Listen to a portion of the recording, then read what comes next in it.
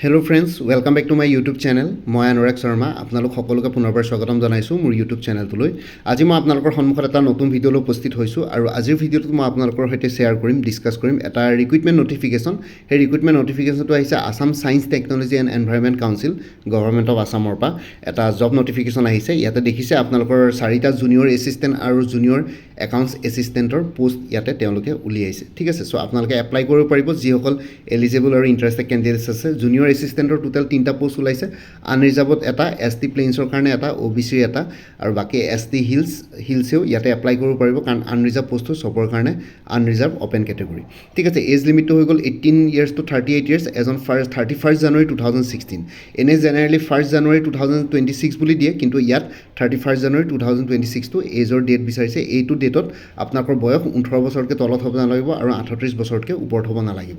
আৰু এডুকেশ্যনেল কোৱালিফিকেশ্যনটো যদি চাওঁ তেতিয়াহ'লে ইয়াতে দেখিছে বেচেলাৰ্ছ degree in arts science commerce with minimum typing speed of 40 words per minute in English and 25 words per minute in Assamese. Out of the 3 posts, 1 post will be preferred for the candidates having commerce background. ঠিক আছে, ইয়াতে 3টা post দিছে যে junior এসিস্টেন্টৰ। ইয়াতে 3টা পোষ্টৰ ভিতৰত এটা পোষ্ট কমাৰ্চ বেকগ্ৰাউণ্ডৰ কাৰণে প্ৰিফাৰ কৰা হ'ব বুলি কৈছে। বাকি 2টা পোষ্টৰ কাৰণে সবেই কি বুলি কয় এপ্লিকেশ্যন বা সবেই কমপ্লিট কৰিব পাৰিব।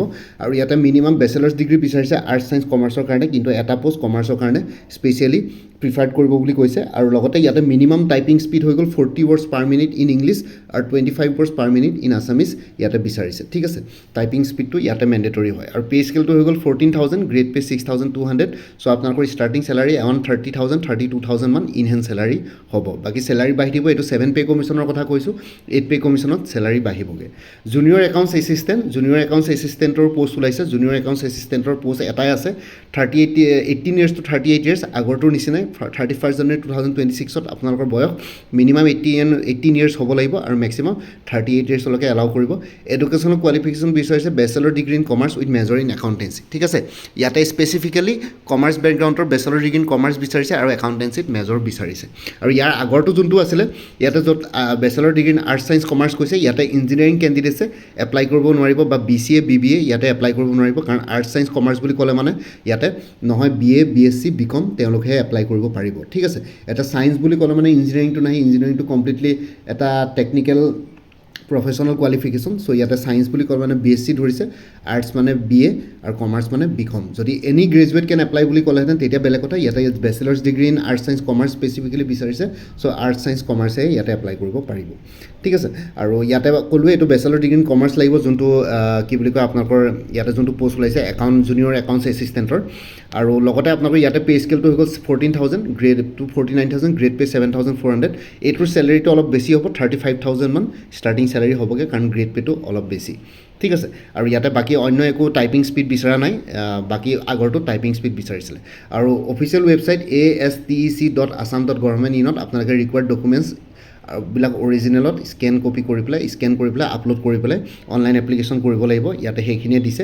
ষ্টাৰ্টিং ডেট অফ অনলাইন এপ্লিকেশ্যনটো হ'ল 13 মাৰ্চ 2026 আৰু লাষ্ট ডেট অফ অনলাইন এপ্লিকেশ্যনটো হ'ল 20 এপ্ৰিল 2026 ইভিনিং 5টা বজালৈকে।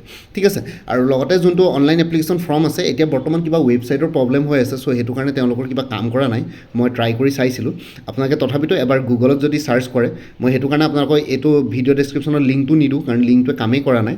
Assam science technology and environment council recruitment 2026 বুলি এবাৰ গুগলত চাৰ্চ কৰিব, তেতিয়া আপোনালোকে ইয়াতে হয়তো আপোনালোকে অনলাইন এপ্লিকেশ্যনৰ কিবা এডিশ্যনেল লিংক পাই যাব। আৰু এনেকুৱাবিলাক পৰীক্ষাৰ কাৰণে এপ্লাই কৰোঁতে আপোনালোকে মোবাইল বা লেপটপৰ পৰা ট্ৰাই নকৰিব, মোবাইল বা টেবলেটৰ পৰা ট্ৰাই নকৰিব, লেপটপ বা কোনোবা ডেস্কটপৰ পৰা ট্ৰাই কৰিব। যদি কেনেবাকৈ নিজে নোৱাৰে তেতিয়াহ'লে নেট কেফেত গৈ পেলাই ট্ৰাই কৰি চাব, তেতিয়া অনলাইন এপ্লিকেশ্যন হ'ব। ঠিক আছে, চ' ইয়াতে এনেকুৱা ধৰণৰ যোনবিলাক ৱেবছাইট আছে আসাম গভৰ্ণমেণ্টৰ, এইবিলাক কি বুলি কয় মোবাইলৰ পৰা ট্ৰাই কৰিলে, চেলফোন বা নহয় বা টেবলেটৰ পৰা ট্ৰাই কৰিলে জেনেৰেলি ৱেবছাইটবিলাকে কাম নকৰে। চ' এইটো কাৰণে আপোনালোকে লেপটপ বা ডেস্কটপৰ পৰা ট্ৰাই কৰি চাব, তেতিয়া কাম কৰিব। বাকী অন্য একো চিলেবাছৰ কথা একো জনোৱা নাই ইয়াতে, কাৰণ মই অফিচিয়েল যোনখন নটিফিকেশ্যন সেইখন চাইছিলোঁ, তেওঁলোকৰ অফিচিয়েল ৱেবছাইটত আছে, কিন্তু কিবা কাৰণত খোলা নাই। কিন্তু ইয়াতে আপোনালোকে starting date of online application 13 মাৰ্চৰ পৰা ষ্টাৰ্ট হৈছে, 20 এপ্ৰিললৈকে আছে। চ' আপোনালোকে যিসকল এলিজিবল আৰু ইণ্টাৰেষ্টেড কেণ্ডিডেটছ তেওঁলোকে এপ্লাই কৰি ল'ব পাৰিব। ঠিক আছে, আৰু লগতে অনলাইন এপ্লিকেশ্যনৰ ফিজৰ কথাও ইয়াতে একো কোৱা নাই। চ' মোৰ মতে অনলাইন এপ্লিকেশ্যন ফিটো নীল হ'ব। আৰু বাকী আপোনালোকে যদি আপকামিং এক্সামছবিলাকৰ কাৰণে প্ৰিপেৰেশ্যন কৰি আছে, তেনেহ'লে আসাম কোঅপাৰেটিভ এপ্লাইজ বেংক এছিষ্টেণ্টৰ ফুল কোৰ্ছ এভেইলেবল আছে 400 200 এইটো নম্বৰ WhatsApp কৰিব পাৰিব আৰু এপেক্স বেংক কোঅপাৰেটিভ এপেক্স বেংকৰ যোনটো এছিষ্টেণ্টৰ পোষ্ট আছে তাৰ কাৰণে কোনো আপোনালোকে IBPS SBI নিচিনা সিলেবাছ ফলো কৰিব নালাগে মই অলৰেডি এটা ভিডিঅ' বনাইছিলোঁ সিলেবাছৰ ওপৰত তাতে সিলেবাছখন দেখিলে ভয় নাখাব বেংকিং আৰু ফাইনেন্সিয়েল এৱাৰনেছ তাতে বেংকিং আৰু ফাইনেন্সিয়েল এৱাৰনেছৰ কুৱেশ্যনত এপেক্স বেংকত কুৱেশ্যন আহে who is the present governor of India who is the finance minister of India সেই তেনেকুৱা ধৰণৰ কুৱেশ্যনছ আহে আৰু কিছুমান বেংকিং ৰিলেটেড কুৱেশ্যনছ আহিব পাৰে কোনটো ফাৰ্ষ্ট নেশ্যনেলাইজ বেংক ঠিক আছে এতিয়া বৰ্তমান কেইটা নেশ্যনেলাইজ বেংক আছে সেই তেনেকুৱা ধৰণৰ RTGS NPS সেই তেনেকুৱা ধৰণৰ কিছুমান কুৱেশ্যনছ ইয়াতে আহিব পাৰে ঠিক আছে চ' আৰু লগতে এই কোৰ্চ মেটেৰিয়েলছখিনি সেইখিনি গোটেইখিনি ইনক্লুডেড আছে বেংকিং ফাইনেন্সিয়েল এফেয়াৰ্ছ জিকেৰ question maths aptitude reasoning current affairs গোটেইবিলাক বস্তু ইনক্লুডেড আছে PDF ফৰ্মেটত এভেইলেবল আছে লগতে MCQs ফৰ্মেটত পাই যাব বাকী যোনখিনি মেথছ এপ্টিটিউড ৰিজনিং আছে সেইবিলাকো step by step explanation formula গোটেইখিনি পাই যাব চ' ডেট আপোনালোকৰ তাৰ পৰাই ধুনীয়াকৈ পঢ়িব পাৰিব ঠিক আছে কোনোবা যদি ইণ্টাৰেষ্টেড আছে এইটো নম্বৰ WhatsApp কৰিব পাৰিব 9706557851 লগতে গুৱাহাটী হাইকোৰ্টৰ জুডিচিয়েল এছিষ্টেণ্টৰ ফুল কোৰ্চ এভেইলেবল আছে 350 এইটো নম্বৰ WhatsApp কৰিব পাৰিব 9706557851 গুৱাহাটী হাইকোৰ্টৰ জুডিচিয়েল এছিষ্টেণ্ট ইটানগৰ বেঞ্চৰ কাৰণে ফুল কোৰ্চ এভেইলেবল আছে 200 এইটো নম্বৰ WhatsApp কৰিব পাৰিব গুৱাহাটী হাইকোৰ্ট মাল্টিটাস্কিং ষ্টাফৰ কাৰণে ফুল কোৰ্চ এভেইলেবল আছে 375 এইটো নম্বৰ WhatsApp কৰিব পাৰিব ঠিক তেনেদৰে PNAD আসামৰ ফুল কোৰ্চ এভেইলেবল আছে 250 আৰু আসাম ওৱেৰহাউছ মেনেজাৰৰ ফুল কোৰ্চ এভেইলেবল আছে 250 এইটো নম্বৰ WhatsApp কৰিব পাৰিব 9706557851 DSS DME grade 3 non technical full course available আছে 350 APSC cultural development officer full course available আছে 175 এইটো নম্বৰ WhatsApp কৰিব পাৰিব 9706557851 কটন ইউনিভাৰ্চিটি IIT গুৱাহাটীৰ ফুল কোৰ্চ এভেইলেবল আছে 300 এইটো নম্বৰ WhatsApp কৰিব পাৰিব ADRE 3.0 ফুল কোৰ্চ এভেইলেবল আছে 300 এইটো নম্বৰ WhatsApp কৰিব পাৰিব 9706557851 BTC ফৰেষ্টাৰ আৰু ফৰেষ্ট গাৰ্ডৰ ফুল কোৰ্চ এভেইলেবল আছে 275 এইটো নম্বৰ WhatsApp কৰিব পাৰিব লগতে Assam police sub inspector assistant jail forester constable grade 4 আৰু অন্যান্য পোষ্টসমূহৰ কাৰণে ফুল কোৰ্চ এভেইলেবল আছে 300 এইটো নম্বৰ WhatsApp কৰিব পাৰিব 9706557851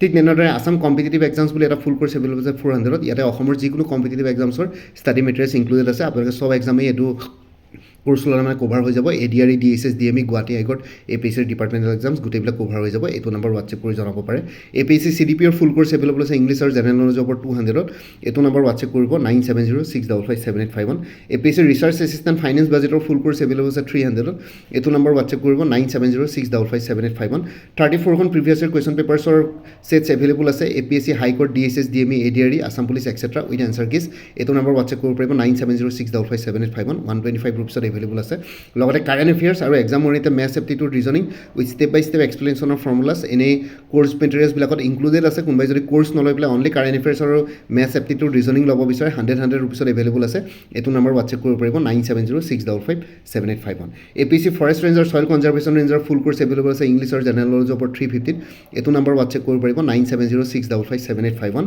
Assam agriculture university non teaching পোষ্টবিলাকৰ কাৰণে 300 ৰুপিছত ফুল কোৰ্চ এভেইলেবল আছে এইটো নম্বৰ WhatsApp কৰিব পাৰিব 9706557851 APSC assistant engineer junior engineer full course available আছে জেনেৰেল ষ্টাডিজ আৰু ইংলিছ গ্ৰামাৰ ওপৰত 250 এইটো নম্বৰ WhatsApp কৰিব পাৰিব 9706557851 আৰু মোৰ পৰা কোৰ্চ ল'লে আপডেটেড কাৰেণ্ট এফেয়াৰ্ছবিলাক লাইফ টাইম পাই থাকিব তাৰ কাৰণে কোনো ফাৰ্ডাৰ পে'মেণ্ট কৰিব নালাগে প্ৰত্যেক মাহৰ বিগিনিং বা ষ্টাৰ্টিঙত এটা ৰিমাইণ্ডাৰ মেছেজ দিলে হ'ল যে প্ৰিভিয়াছ মান্থ বা লাষ্ট মান্থৰ কাৰেণ্ট এফেয়াৰ্ছ লাগে মই লগে লগে আপোনালোকৰ সৈতে শ্বেয়াৰ কৰি দিম ইণ্টাৰেষ্টেড কেণ্ডিডেটসকলে এইটো নম্বৰ WhatsApp কৰি জনাব পাৰে 9706557851 আপোনালোকক কোনটো কোৰ্চ লাগে কোৰ্চৰ কণ্টেণ্টছখিনি শ্বেয়াৰ কৰিম লগতে পে'মেণ্টৰ লিংক দিম পে'মেণ্ট কৰাৰ লগে লগে গোটেই কোৰ্চটো নিজৰ WhatsAppত PDF ফৰ্মেটত পাই যাব আৰু আগতে কোনোবাই যদি কিবা মোৰ পৰা কোৰ্চ লৈ থৈছিলে এবাৰ জনাই দিব তেতিয়া আগৰ মেটেৰিয়েলছখিনি বাদ দি যোনখিনি নতুন মেটেৰিয়েলছ লাগিব সেইখিনি ল'লে হ'ল তেতিয়া প্ৰাইচটো অলপ কমি যাব কাৰণ মেক্সিমাম কোৰ্চবিলাকৰ মেটেৰিয়েলছ একেই থাকে চ' ইয়াতে যোনটো WhatsApp নাম্বাৰ দি আছে সেইটো অনুগ্ৰহ কৰি কল নকৰিব এইটো জাষ্ট WhatsApp মেছেজৰ কাৰণে এভেইলেবল কলৰ কাৰণে এভেইলেবল নহয় বাকী ভিডিঅ' ডেছক্ৰিপশ্যনৰ কমেণ্ট ছেকশ্যন চেক কৰক তাতে কোৰ্চখিনি কথা আৰু উল্লেখ কৰি দিয়া আছে লগতে মোৰ আৰু এটা চেনেল আছে অসম IQ বুলি সেই চেনেলটোৰ লিংকটো ভিডিঅ' ডেছক্ৰিপশ্যনত শ্বেয়াৰ কৰিছোঁ